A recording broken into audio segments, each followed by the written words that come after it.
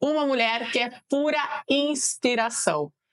Ex-jornalista da Rede Globo, hoje atual apresentadora da CNBC, mãe de duas crianças lindas e idealizadora de um projeto super legal que é o Kids Por Aí, que eu gostaria que você contasse um pouquinho mais pra gente. Oi, Primeiramente, Nath, Gi. muito obrigada pela sua presença aqui conosco.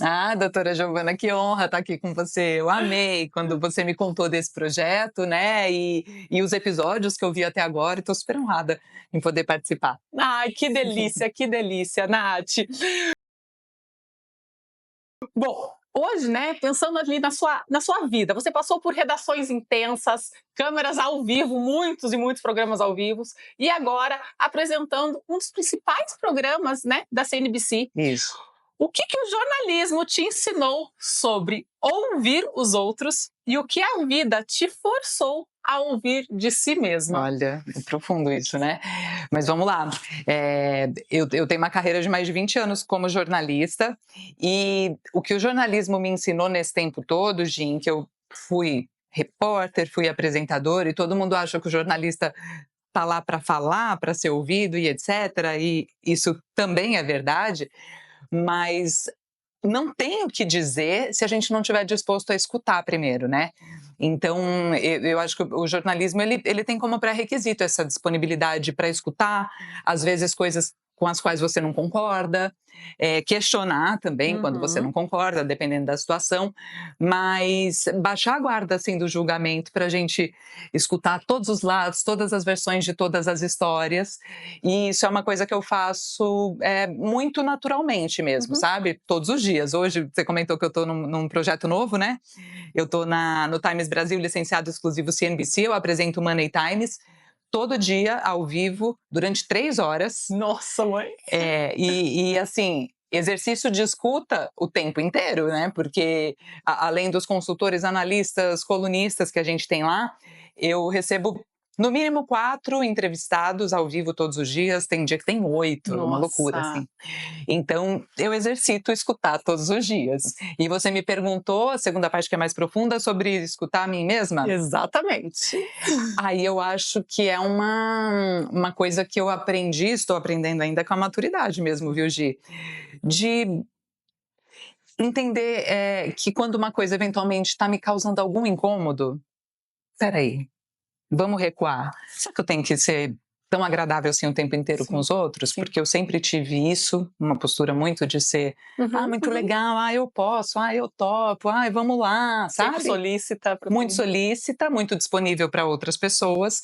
A maternidade coloca a gente nesse lugar com uma força, eu acho que nunca antes vista, né, na vida, e acho que é importante. Te tira um pouco do centro, né, das coisas.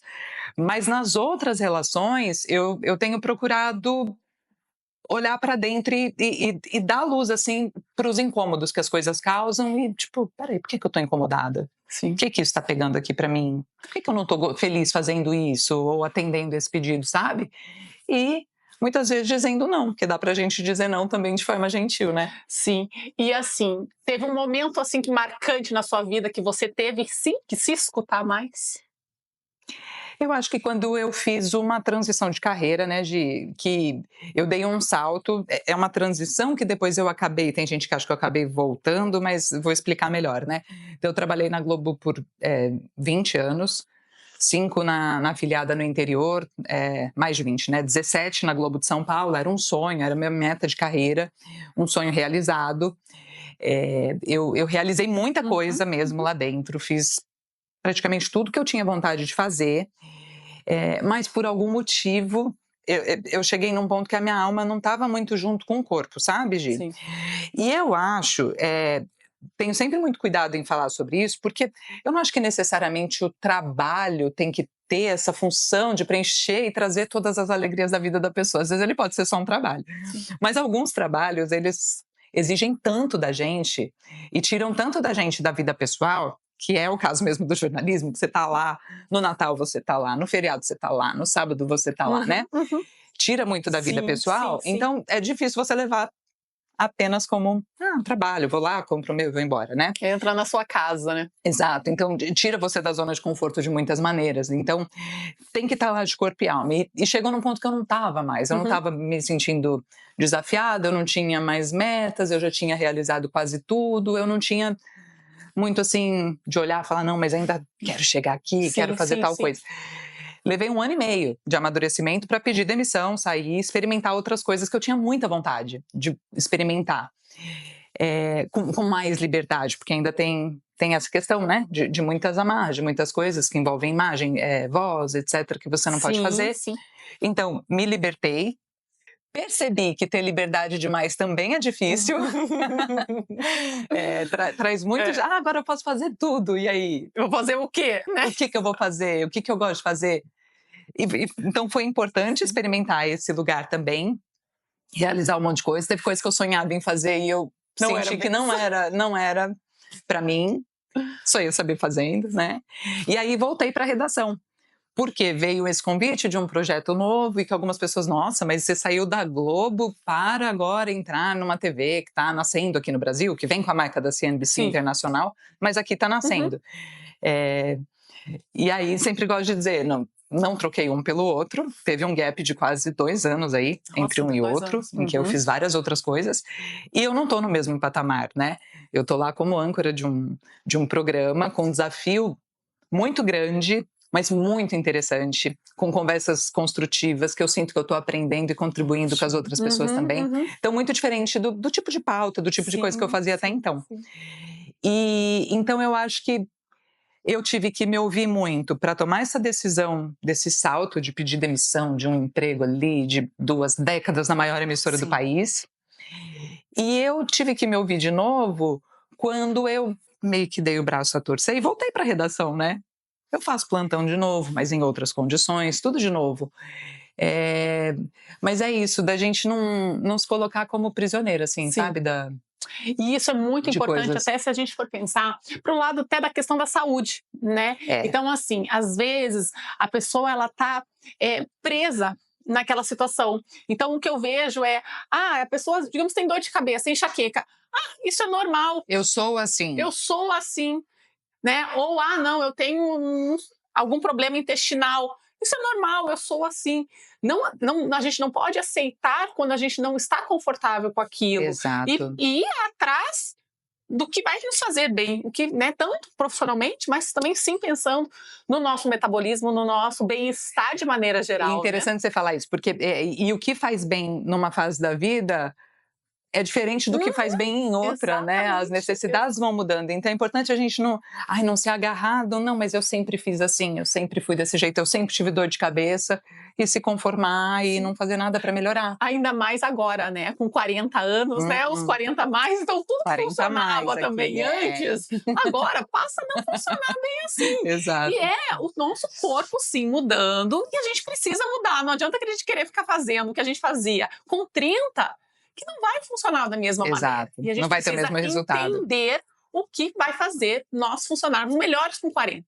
Por isso que até eu tenho um programa que se chama Mulher Plena. No Mulher Plena eu ensino as mulheres 40 a mais a ativarem o seu metabolismo, a trazerem esse bem-estar, porque é na maturidade que a gente tem, digamos, a melhor fase da nossa vida, né? Então, pra gente curtir essa fase da melhor maneira possível. Mas entender as demandas do corpo mesmo, porque às vezes muda e a gente não entende por quê, né? Com certeza. Que legal. E olhando para essa mulher multitarefas que você se tornou, né? O que o autocuidado significa para você hoje? Gi, ele significa hoje uma coisa, amanhã pode ser outra e depois de amanhã pode ser outra. E aí eu acho que isso se conecta com a pergunta anterior do se escutar, sabe? Eu tô muito numa fase de eu não sou obrigada a nada. Sabe? Ai, ótimo. Não sou obrigada a nada, mas tenho informação e algumas informações a gente não pode ignorar. Mas o que eu tô querendo dizer? Que um dia o autocuidado para mim é ir na academia. Ir lá, e vou, e faço e tal, e procuro ter a frequência, porque eu sei que não adianta, né, passar lá de visita uma vez por mês, que não vai ter resultado nenhum. Mas, eventualmente, se tem um dia, não não é disso que eu tô precisando hoje. Hoje eu quero simplesmente sentar com os meus filhos e pintar Bob Good, sabe assim? Sim, Eu fiz isso ontem. Ai, que delícia. Ontem eu tava precisando disso, não era do exercício, era daquele Terapia, momentos de terapia de família. um pouco tempo livre ali, né, que tinha no fim do dia, que a gente estava em casa junto, que também não é muito comum a gente conseguir parar todo mundo em casa. Então, o autocuidado ele tem variado e ele inclui me escutar, e inclui dizer alguns nãos também, para coisas que não vão fazer sentido naquela rotina ou naquela semana, sabe? Não, e é muito importante saber falar não. E tem muitas pessoas que têm muita dificuldade em falar não. Né? Eu acho que a maturidade vai fazendo com que a mulher consiga falar mais não, mas mesmo assim ainda muitas sentem essa dificuldade. E para tudo na vida.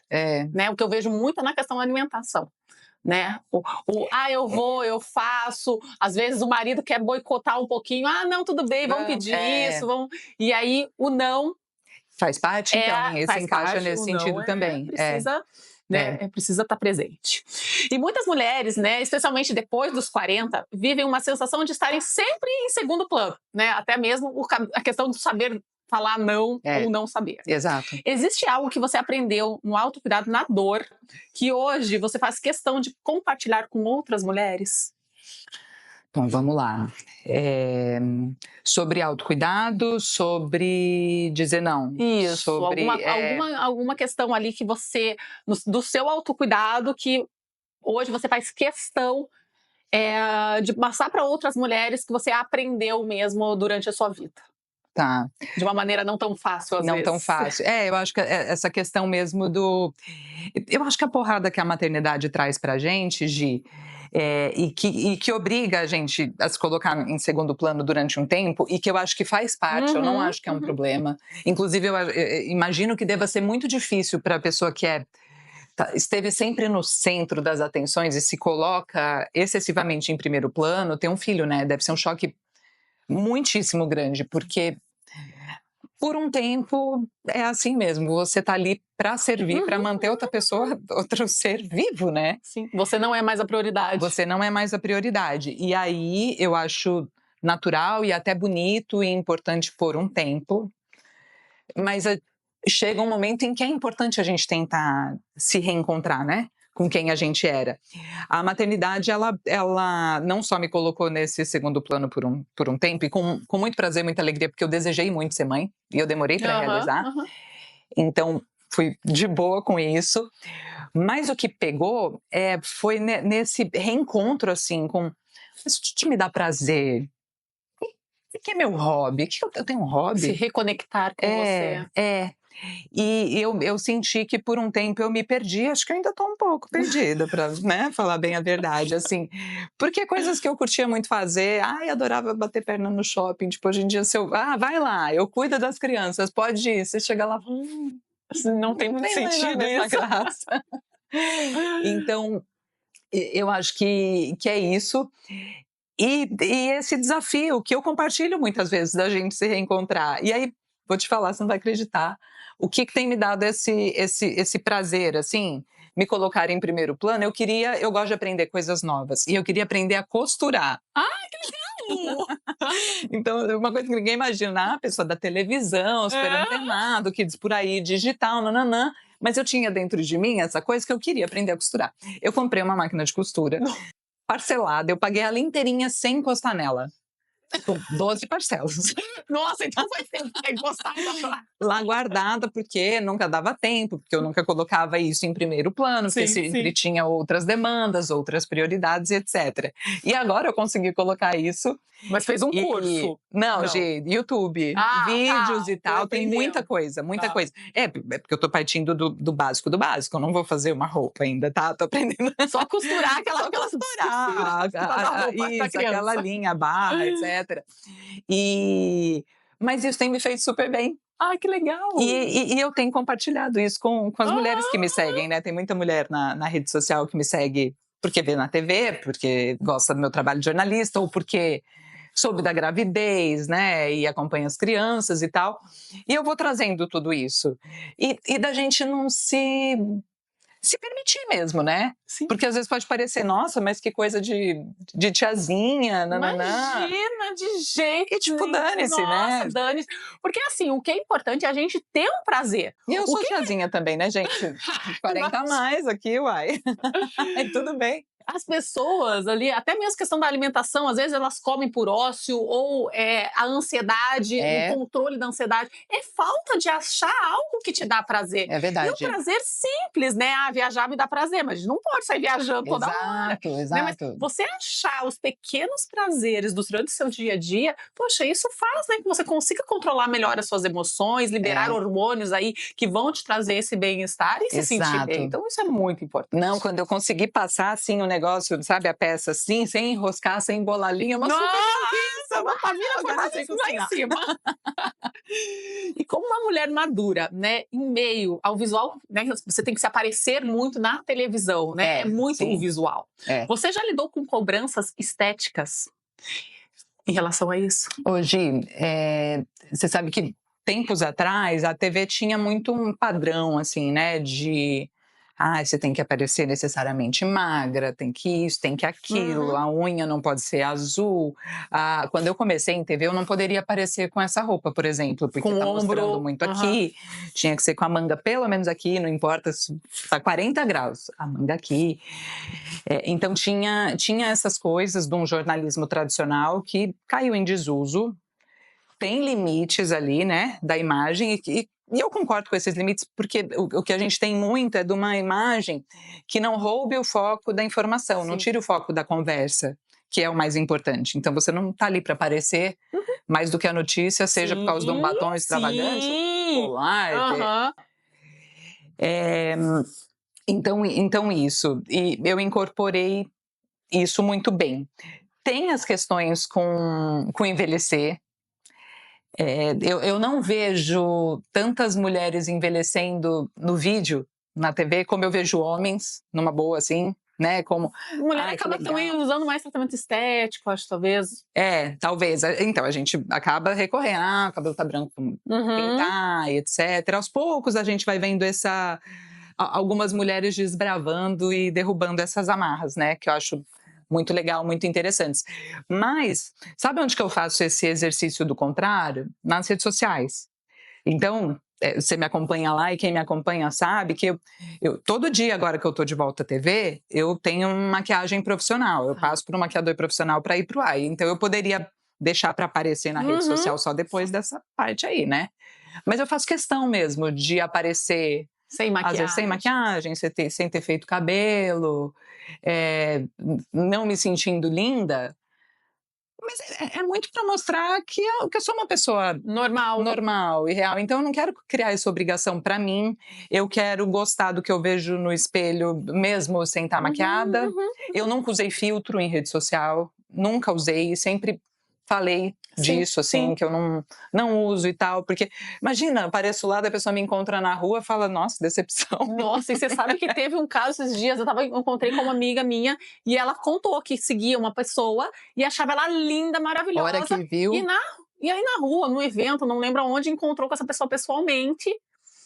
E ela não estava tão maquiada, e como também coloca maquiagem e filtro, ela falou assim: nossa, não reconheci. então, Então, como as pessoas elas estão, né, assim, se alterando para ficar cada vez mais bonita e saindo da realidade dela. E todo mundo vai ter manchinha na pele, vai ter exato, alguma, né, não tem lá os isso. cílios, porque nós somos mulheres normais, Então, né? exatamente. Eu gosto de me maquiar, me maquiei para vir aqui. Eu gosto de me cuidar, de fazer meu skincare, de eventualmente colocar o botox, já venceu, preciso pôr de volta, mas assim, gosto de me cuidar. Agora, eu gosto de me cuidar para gostar do que eu vejo no espelho, para poder eventualmente me sentir bem saindo, indo no mercado, Aham, sim, encontrando sim. alguém, mesmo sem estar produzida, sabe?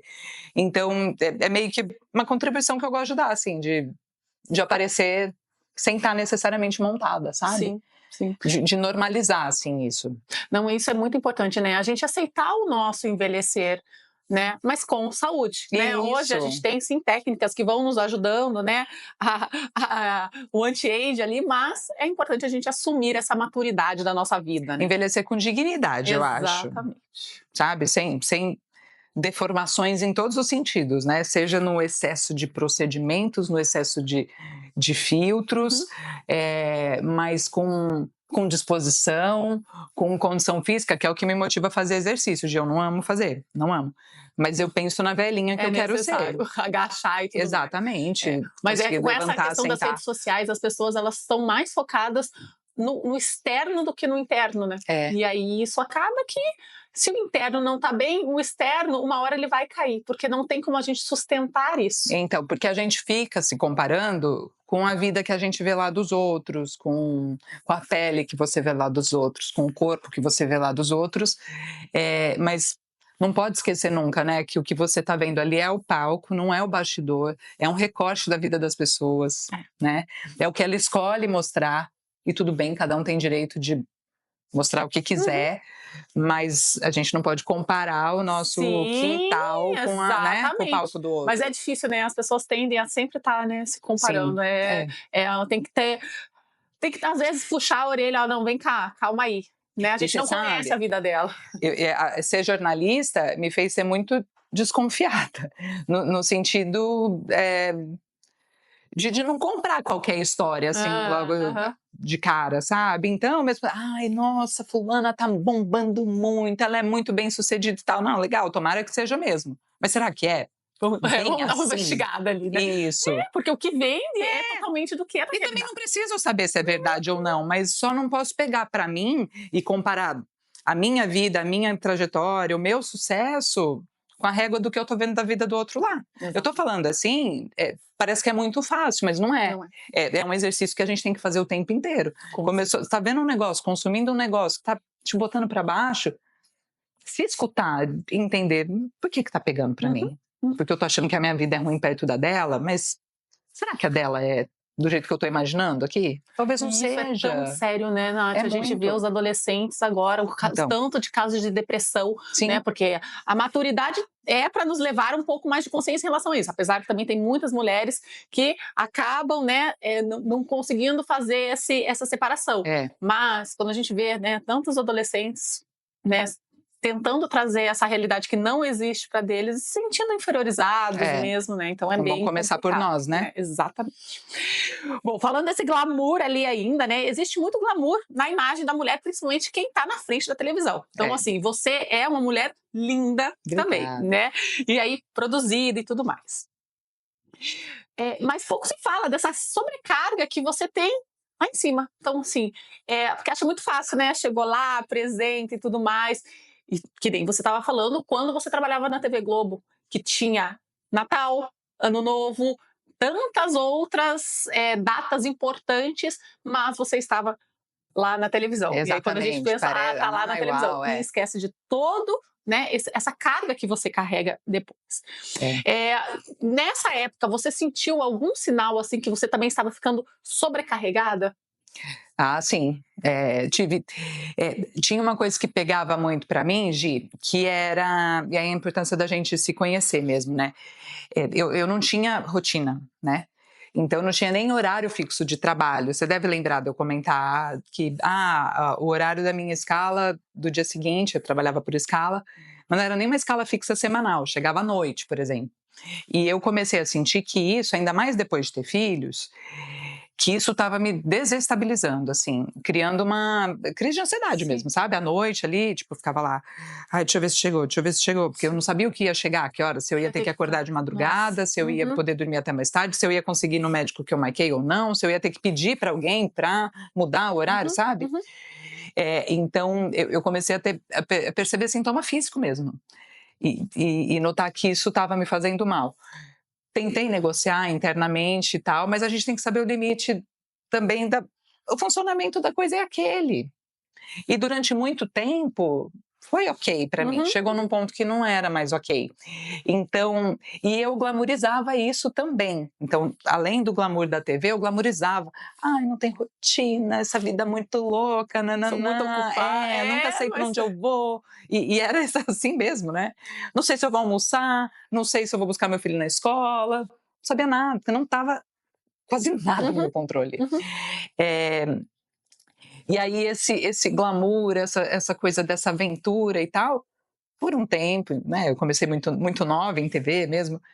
Foi ok, eu ia levando e conseguia até rir disso, até chegar num ponto que eu não conseguia mais achar graça, sabe? Principalmente com as crianças, né? Exatamente, com a minha saúde, porque eu comia mal, por mais que carregasse o lanchinho, eu chegava uma hora que eu tinha que almoçar. E aí, pensa, eu acordava muitas vezes muito cedo, 5, 6 da manhã, tomava café da manhã. Ia lá numa toada, o horário que o meu corpo pedia para eu almoçar, eu estava posicionada para entrar ao vivo no Jornal do Meio-Dia. Ou apresentando, depois eu apresentava também. E aí eu ia almoçar 3h30, 4 horas da tarde, sabe?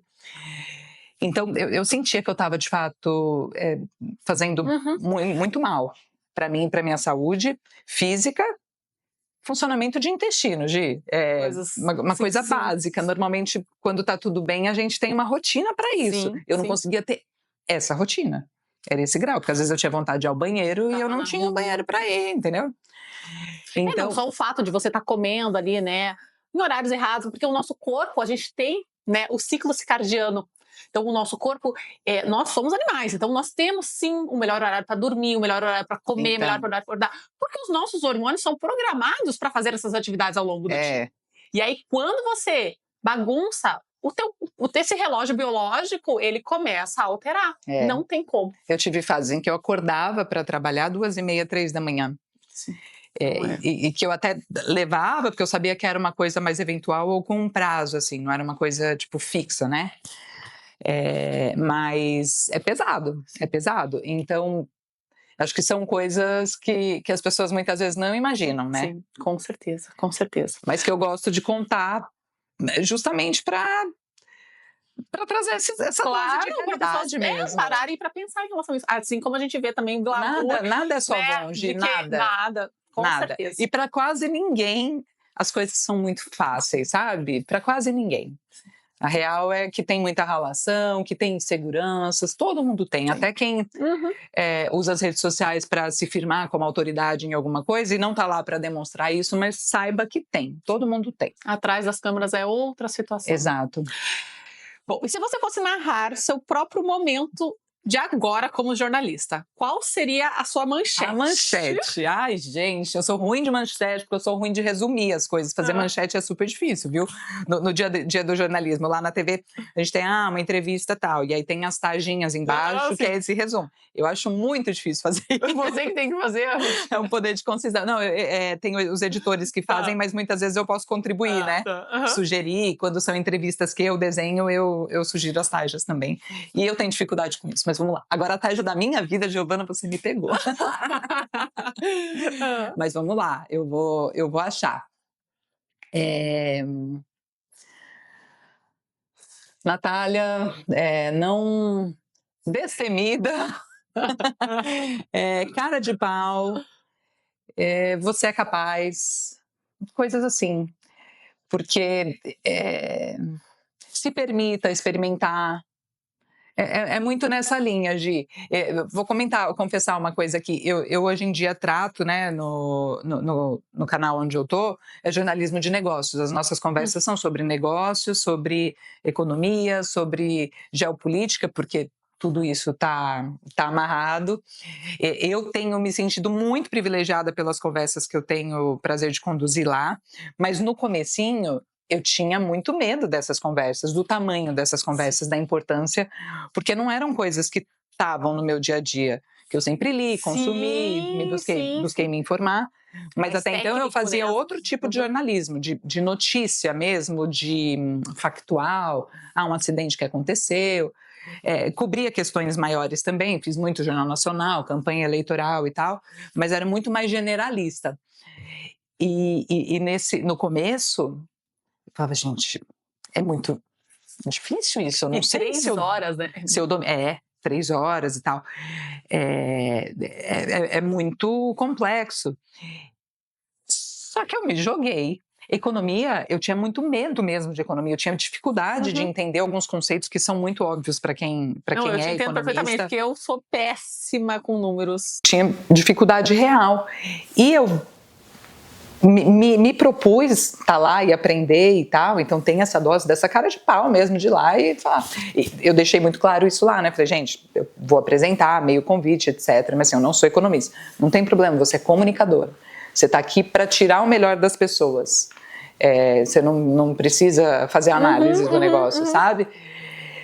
E hoje em dia, faz 6 meses que a gente está no ar, 3 horas por dia, se fizer a conta de quantas horas, né, isso dá, eu tô pós-graduada.